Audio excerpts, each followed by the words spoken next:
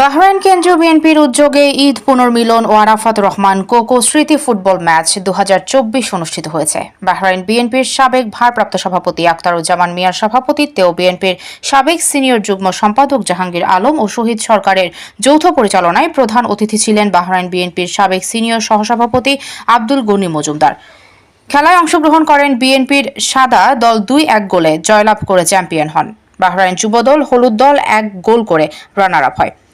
খেলার প্রধান রেফারির দায়িত্ব পালন করেন বাহরাইন বিএনপির সাবেক যুগ্ম সম্পাদক Bulbul Ahmed. Man of the match বিএনপির সাবেক দপ্তর সম্পাদক Sohel Ahmed. Man of the series Abdul Hakim. বিশেষ অতিথি ছিলেন আকবর হোসেন, আব্দুল লতিফ, মোহাম্মদ আবুল হোসেন, আব্দুল বারি ফারুক, আমির হোসেন, হাবিব শামীম, ইখলাস উদ্দিন, নওশাদ হোসেন, মোশাররফ, হযরত গাজী। বাহরাইন যুবদলের সভাপতি আলাউদ্দিন গাজী, মিজানুর রহমান, আবুল বাশার, আলমগীর হাজারী, আলমগীর হোসেন